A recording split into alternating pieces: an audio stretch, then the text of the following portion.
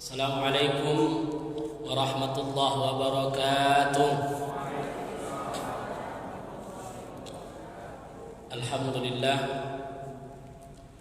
Alhamdulillah liwahidil atiyah, wassalatu wassalamu ala khairil bariyah wa ala alihi wa sahbihi zawin nufuziz zakiyah.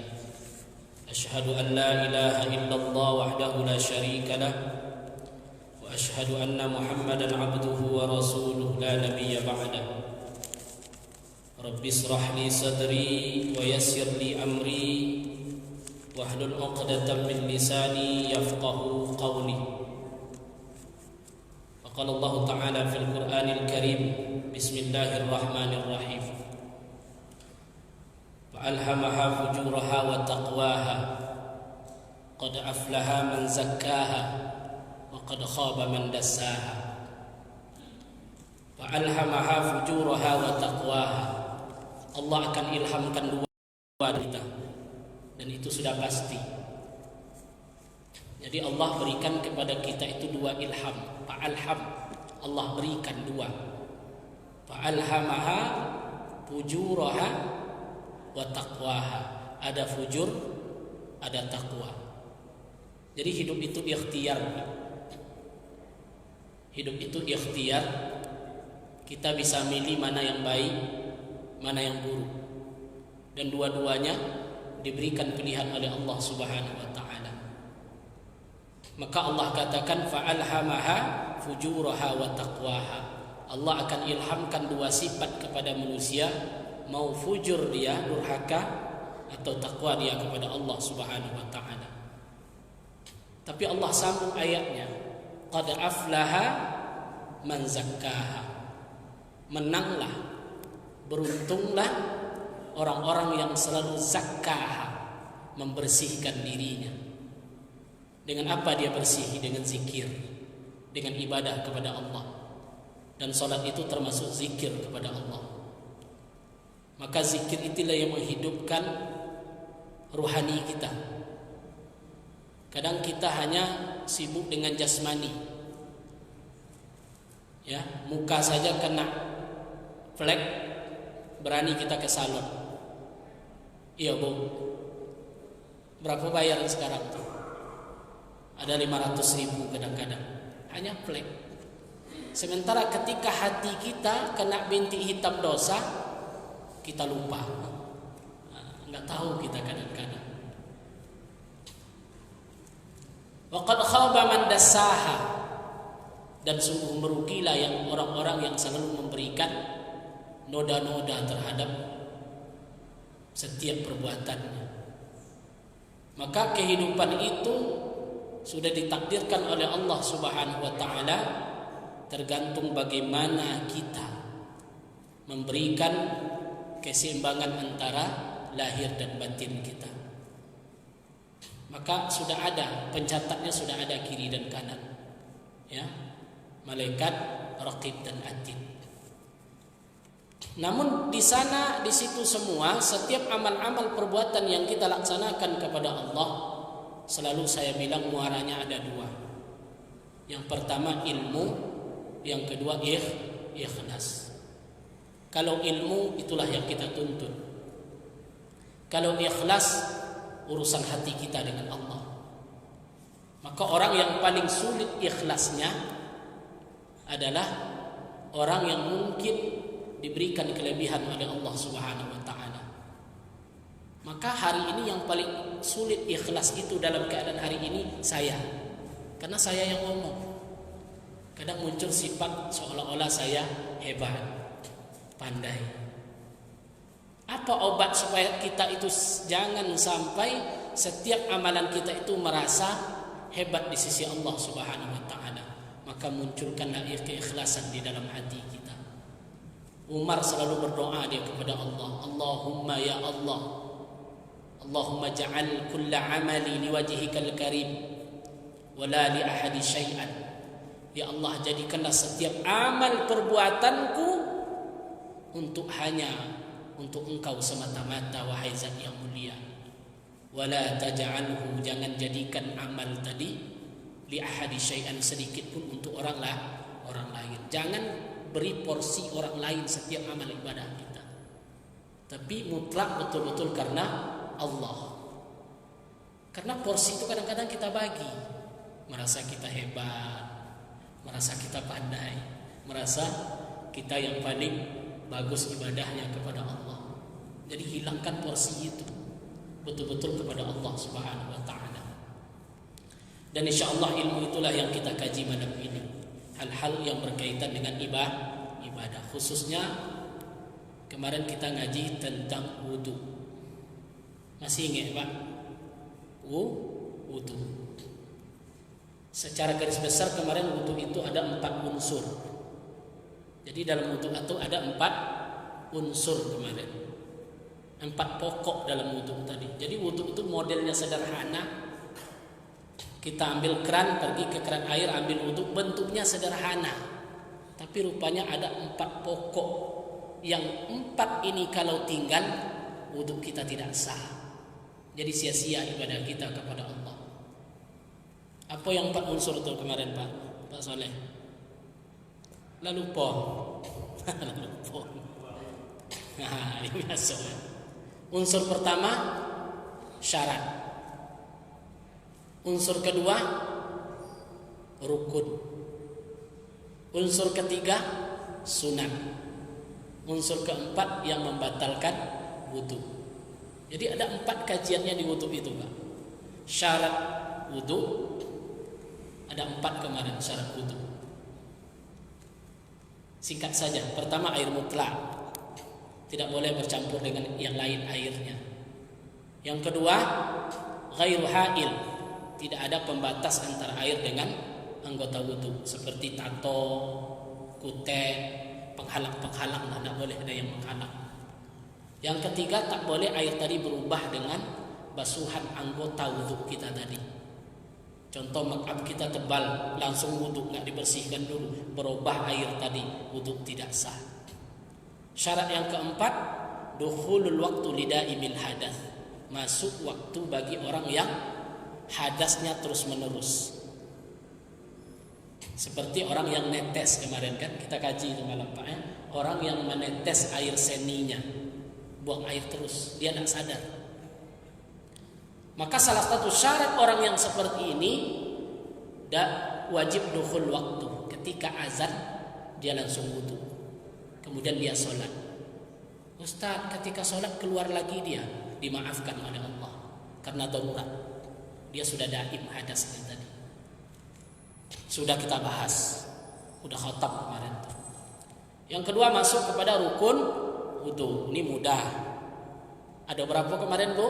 6. Ada berapa? 6. Niat pertama. Unsur niat harus ada 3. Qasad, ta'arad, ta'yin.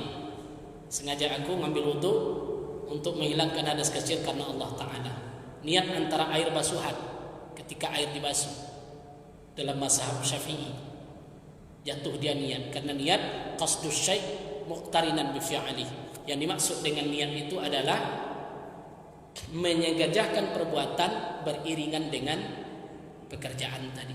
Qasadnya tadi nawaitu kita tadi beriringan dengan pekerjaan, maka niat wajib jatuh di awal pekerjaan. Seperti salat niatnya antara alif dengan ra. Allahu Akbar, jatuh niat di situ. Enggak boleh duluan, enggak boleh akhir. Begitu juga wudu, kapan niat jatuh wudu? Ketika air sampai di muka kita, baru niat. Terus Ustaz, nawaitul wudu ali raf'il hadasil itu apa? Lafaz niat. Dia enggak wajib, enggak pun hafal enggak apa-apa, cukup bismillah saja. Bismillahirrahmanirrahim, ambil air. Dah, niat kita sah wudunya. Sudah kita bahas batasnya. Ardannya, panjangnya gimana? Lintangnya, taulannya gimana? Ardannya gimana? Lintangnya seperti apa? Basuh muka tadi, panjangnya seperti apa? Lanjut yang kemarin, yang kedua, niat basuh muka, basuh tangan, usap kepala. Apalagi Pak? Basuh kaki. Yang keenam tertib. Yang dahulu didahulukan, yang kemudian dikemudiankan. Sudah 2 unsur itu. Unsur pertama syarat sudah, rukun sudah. Sekarang masuk kita poin yang menambah ziyadah pahala dalam wudu tadi, yang disebut dengan sunat wudu. Apa sunat wudu tadi? Karena banyak perbuatan sunat ini nggak kita sadari, dan itulah yang menambah pahala dalam wudu tadi. Sudah sampai kaji kita kemarin. Wa sunnul wudu, sunat wudu yang pertama apa kemarin Pak? Membaca bismillah. Membaca bismillahirrahmanirrahim. Itu yang pertama. Itu sunat hukumnya.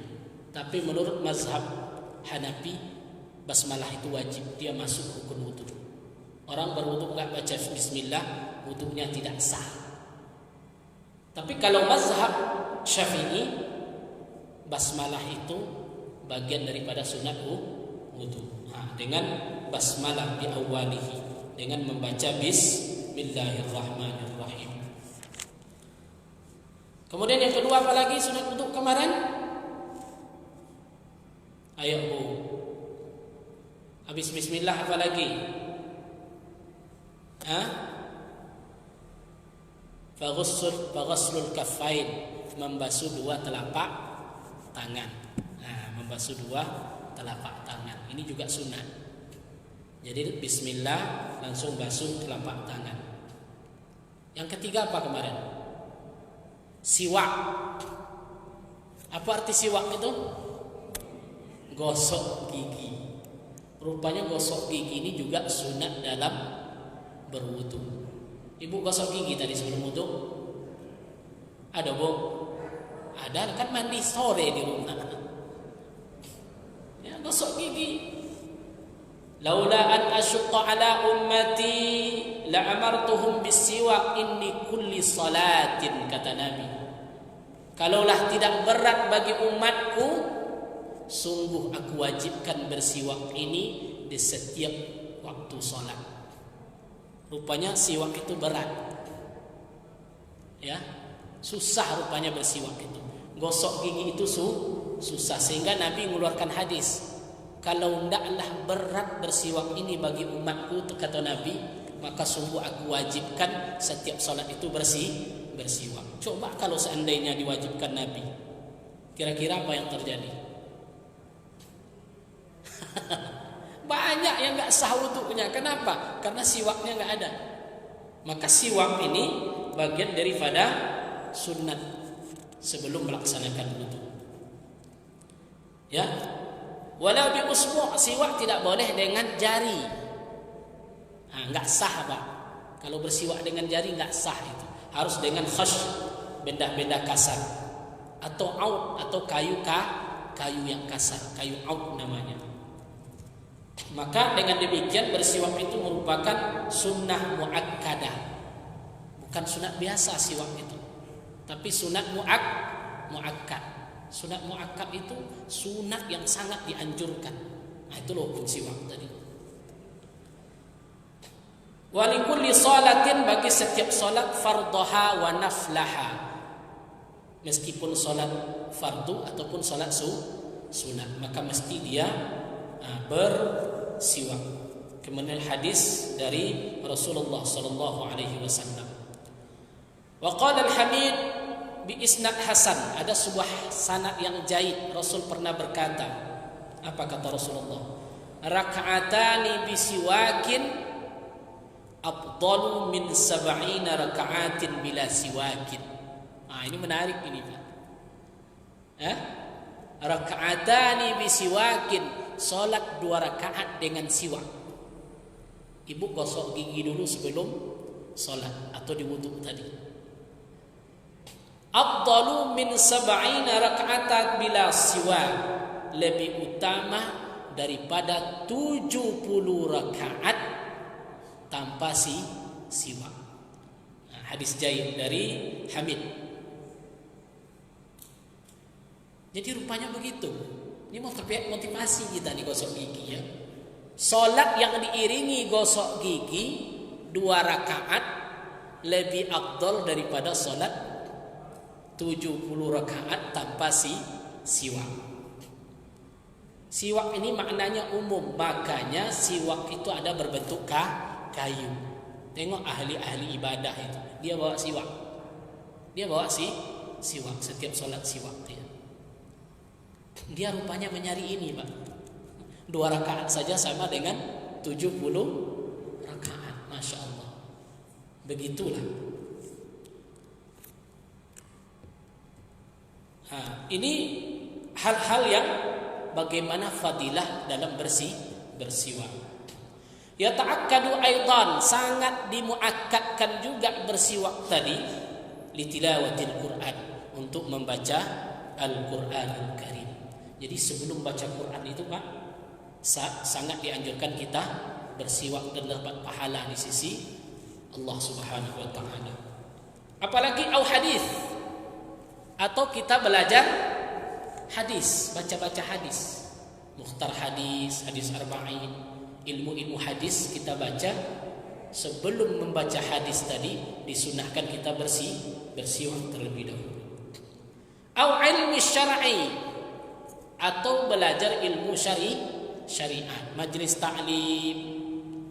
Jadi sebelum menuntut ilmu tadi kita disunahkan menggosok gigi atau siwak di sini. Au taghayyur famin raihan aw launan, atau berubahnya mulut, baik baunya atau warnanya. Habis makan jengkol, berubah nggak baunya Pak? Atau sekarang lagi musim apa gini Ibu? Ini musim durian. Lah habis durian tuh 10 buah, rupanya sunnah untuk bersiwak, sunnah untuk menggosok gigi di situ. Au ba'da naum, atau setelah tidur. Jagololo, bangun dari tidur, sunnah bersiwak.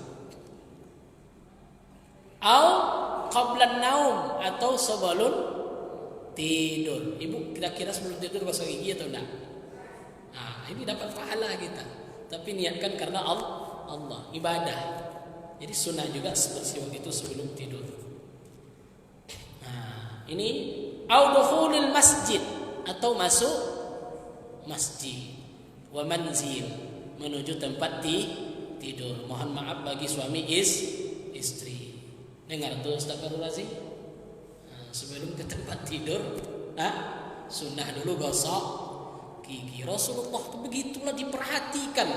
Setiap sisi kehidupan kita ini, fikih ini diperhatikan betul-betul. Ditengokkan betul-betul bagaimana kebersihan itu diatur dalam Islam.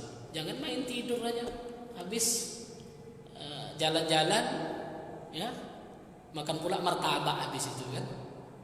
Pergi pulang ke rumah, masuk kamar mau tidur, lupa gosok gigi. Tidak dapat kita sunnahnya. Pada sunnah Rasul begitu. Seperti diterangkan pada hadis Bukhari Muslim, wa yuqal innahu yushilu khurujur ruh. Masya Allah, orang yang rajin bersiwak yashalu khurujur ruh, mudah ruhnya keluar. Luar biasa Bapak Ibu rahimahumullah. Ya, ketika dia sakratul maut, orang yang rajin bersiwak untuk ibadah kepada Allah, yushilu khurujur ruh, dimudahkan oleh Allah ruhnya keluar. Itulah fadilah-fadilah siwak. Karena Rasulullah sallallahu alaihi wasallam sangat menganjurkan siwak tadi bagi daya menjaga mulutnya. Wa akhadha ba'duhum min zalika ta'akkaduhu lil marid. Dari keterangan hadis ini sebagian ulama ta'akkadahu juga memuakkadkan. Ta'akkada ini kan terambil dari kata muakkad. Ta'akkada ya ta'akkadu, af'ala yuf'ilu dalam ilmu saraf. Maknanya apa itu? Taksir, menekankan, banyak. Berarti banyak faedah di situ. Lil marid, bagi orang sakit, sangat afdal itu untuk bersiwak itu. Wayan bagi, ini yang perlu kita perhatikan. Wa yanbaghi an yanwi bisiwak as-sunnah. Hendaklah setiap muslim setiap dia bersiwak niatkan itba'ra rasul. Berarti bismillah. Lagi-lagi jatuhnya kemana tadi Pak? Nawaitu, niat tadi. Kalau hanya bersiwak saja tanpa ada niat, ya, tanpa bismillah, maka amalannya tadi sia-sia. Ya. Kullu amalin zubalin kemarin kan? Lam yubda' bi bismillah. Setiap amal perbuatan manusia itu zubalin, sia-sia. Lam yubda' bi bismillah. Kalau tidak disandarkan dengan nama Allah.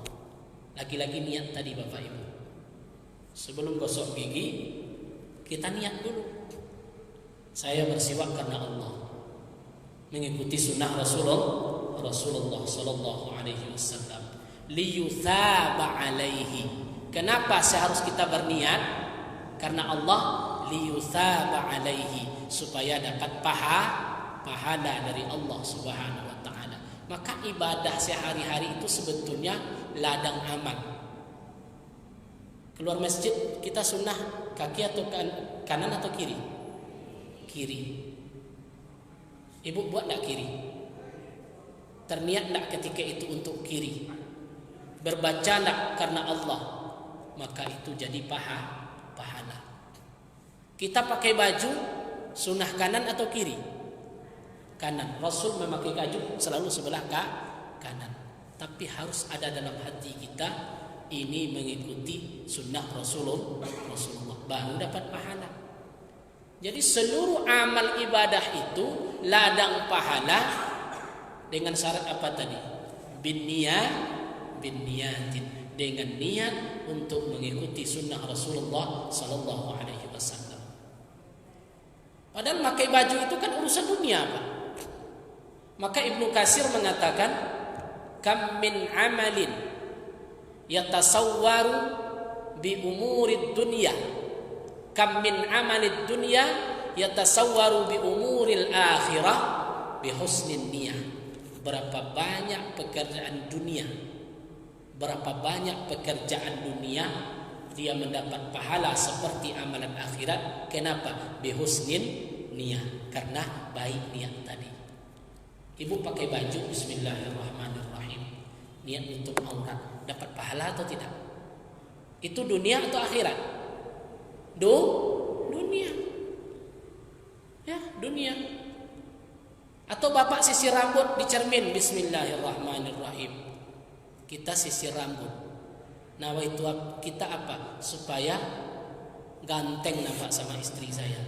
Ibadah atau enggak tuh, Pak? Ibadah. Rasulullah itu selalu bersisir. Keharmonisan keluarga juga terbentuk dari bagaimana suami istri menjaga penampilan.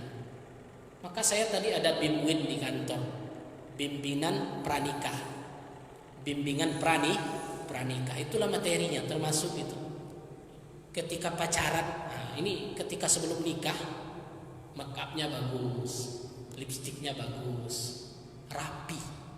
Yang laki-laki sisir rambutnya bagus, pakaiannya bagus. Setelah ijab kabul, hilang semuanya.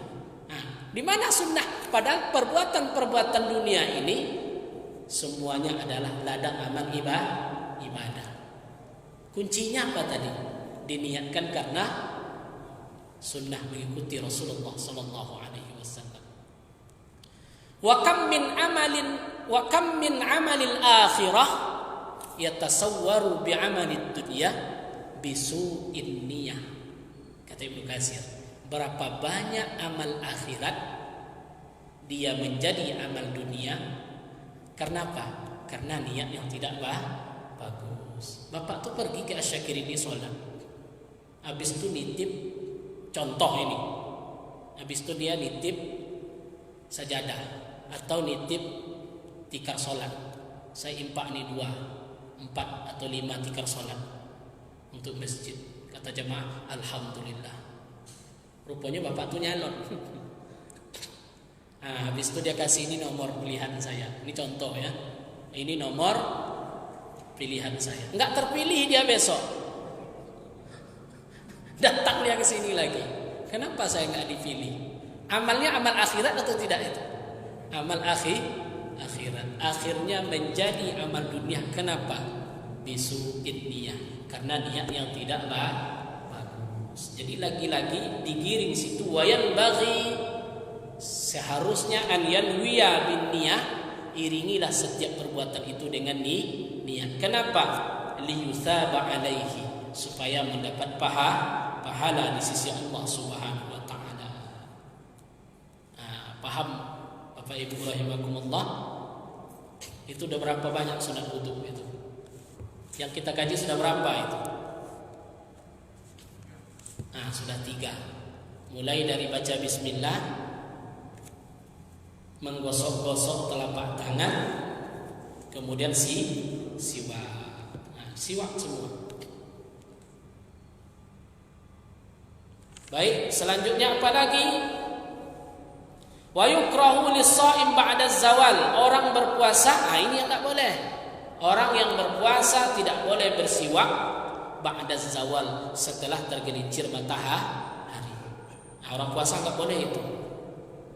Illam yataghayyir famuhu, meskipun mulut tadi sudah berubah bau. Karena bau mulut orang puasa itu di sisi Allah lebih harum dari minyak kasturi. Jadi tidak usah digosok. Ini akan menjadi saksi nanti di sisi Allah Subhanahu wa taala. Selanjutnya pamut madah. Apa arti mutmadah? Berkumur-kumur. Sunnah dalam wudu tadi juga berkumur-kumur. Wa istinsyaq, memasukkan air ke dalam hidung. Kumur-kumur, masukkan air ke dalam hidung. Wa aqalluha isalul ma'ila fam, sekurang-kurangnya masuk air dalam mulut. Wal fam wal anf, dan juga masuk air ke dalam hidung. Wala yashtaratu fi husuli asli sunnah, tidak disyaratkan memutarbalikkan air dalam mulut. Tidak mesti diputar-putar, masuk saja sudah mendapat sunnah. Ini itu tidak perlu keterangan, itu kita sudah paham itu. Jadi sebelum wudu tadi baca bismillah, dicuci telapak tangan, habis itu bersiwak. Habis bersiwak kita ngapain lagi, Bu? Berkumur, setelah itu masukkan air ke dalam hidung. Ini. Wa yasunnu jam'uhuma bi thalathatin ghurub, sunnah membarengkan berkumur dengan memasukkan air ke dalam hidung. Jadi beriringan, itu disunnahkan. Ya, bi thalathatin ghuruf, salas 3. Ya, pada hurufin 3 cedukan, 3 kali. Buang ya, buang sampai 3 kali. Berkumur-kumur juga seperti itu.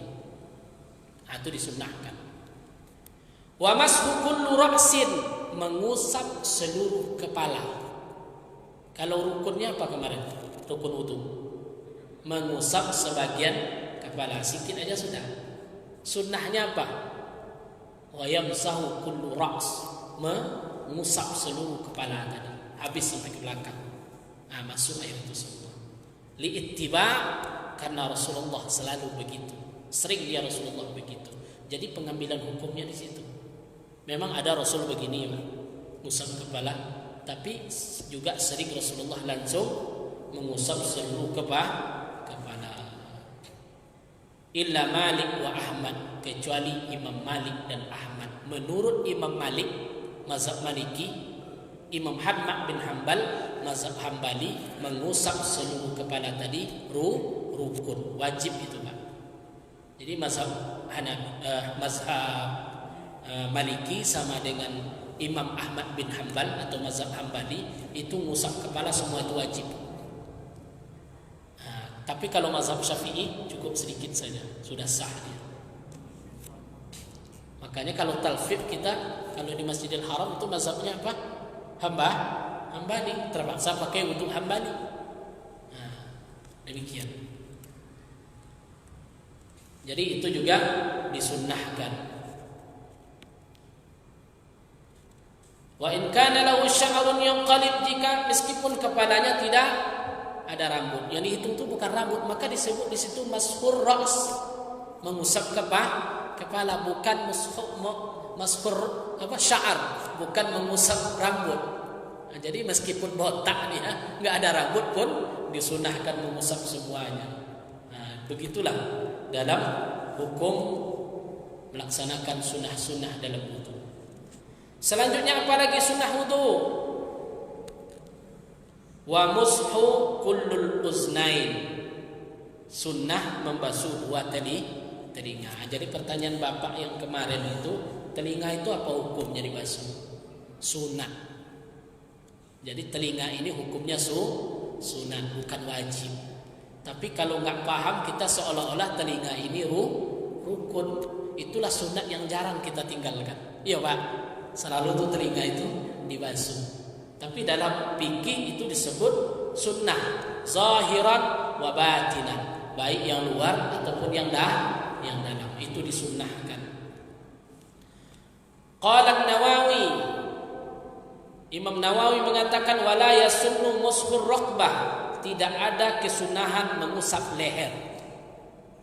Tidak ada sunnahnya mengusap leher. Kadang pula sudah ke sini sampai basah semuanya. Tidak ada kesunahan dalam berwudu seperti itu. Ya. Sebab lam yusbat bihi syai'un, tidak ada dasarnya berbuat seperti itu. Rasulullah tidak pernah seperti itu. Qala An-Nawawi bal huwa bid'atun. Bahkan Imam Nawawi mengatakan bid'ah hukum itu. Ada juga bid'ah di sini. Yang tidak pernah dibuat Rasul katanya. Begitu nggak boleh mengusap leher, nggak ada sunnahnya seperti itu. Wa hadisuhu, hadisnya maudhu', palsu. Kalau ada dengar hadis besok termasuk sunnah wudu itu membasahi leher, itu hadisnya maudhu', itu hadisnya palsu. Jadi nggak sahih hadisnya seperti itu. Wadalkul a'ta, sunnah menggosok anggota. Ya. Murarul yad 'alaiha aqiba malata lil ma'. Setiap anggota wudu itu disunnahkan digosok.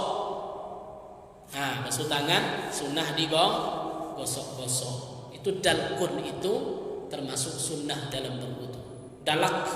Dalkun a'ta, menggosok anggota wudu, itu juga sunnah. Wa takhlilul lihyatin katha, sunnah tahlil, menyela-nyela lihya itu jenggot, katha jenggot yang tebal, jenggot yang lebar itu disunah di sela-sela dengan jari kita. Wal afdal kaunuhu bi asabi' yumna, dan paling utama dengan menggunakan jari kanan. Dimulai min asfal, dari bawah, ma'a tafrik. Dimulai dari bawah. Ini yang ada jenggot di sini kan ada jenggot ini, tidak penting ini. Yang jenggot tebal aja itu disunnahkan.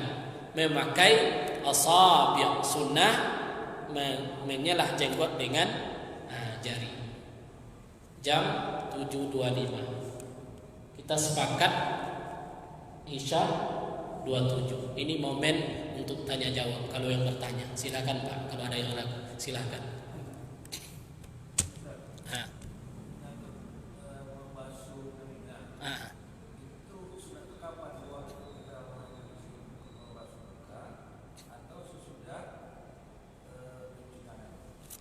Sunnah membasuh telinga.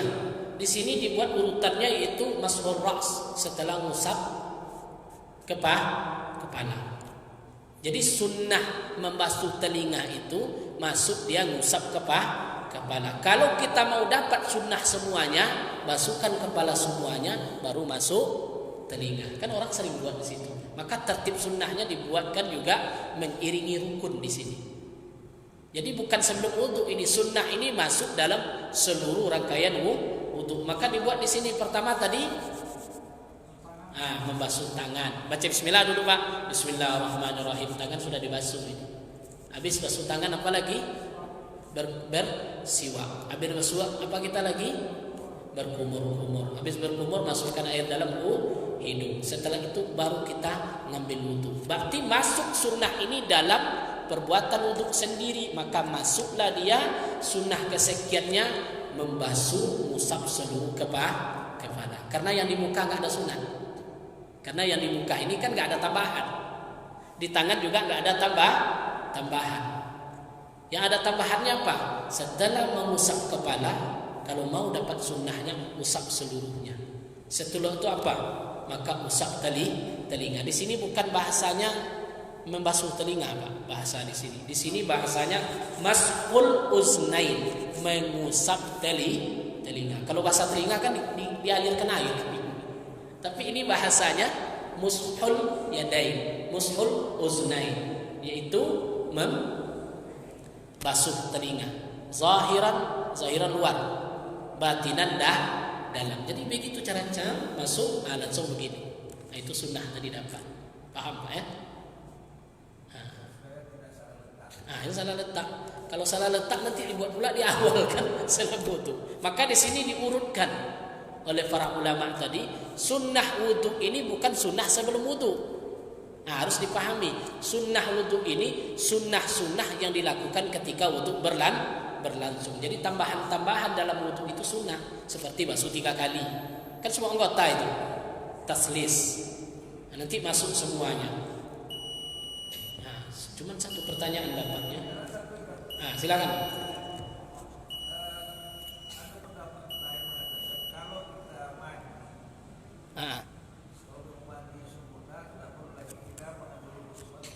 Nah, itulah kaji kita minggu kemarin, Pak.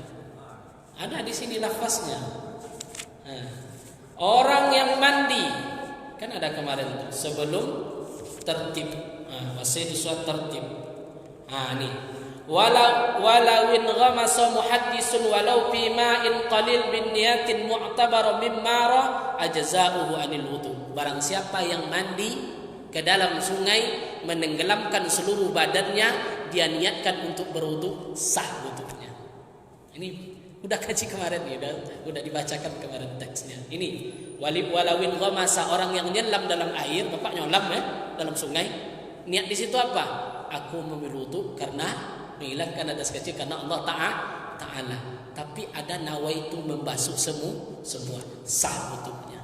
Makanya sebagian ulama berpendapat orang yang mandi wajib nyelam di sungai, wudu sudah cukup. Nanti di bab hadas besar. Ini kan kita baru bahas hadas kecil. Di bab hadas besar. Cuman kan tidak dapat kita sunat-sunatnya, Pak. Inilah. Tapi untuk sah. Banyak jadinya.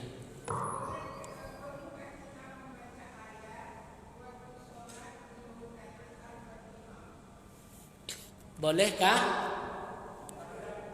membaca ayat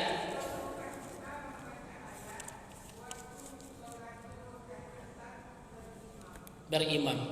Kalau dalam itu nanti di bab salat jamaah sebetulnya itu. Ya, lebih pasehnya nanti di bab salat jamaah. Karena fikihnya ada babnya. Ini bab wudu kita dulu. Habis bab wudu nanti hadas kecil, hadas besar. Habis hadas besar masuk salat. Salat unsurnya apa? Syarat sebelum salat, masuk rukun salat, sunat salat, yang membatalkan salat, baru nanti bab salat jamaah. Kalau rajin kita ngaji insyaallah dapat nanti ya. Kalau main jawab saya tidak bisa. Saya harus berdasarkan kitab. Nanti salah jawab besar tanggung jawabnya di hadapan Allah Subhanahu wa taala. Tapi saya catat pertanyaan ibu ya. Nanti dibahas insyaallah, dijawab di lain waktu. Karena waktu sudah masuk. Mohon maaf atas segala kekhilafan. Wallahu muwaffiq ila aqwamit thoriq. Assalamualaikum warahmatullahi wabarakatuh.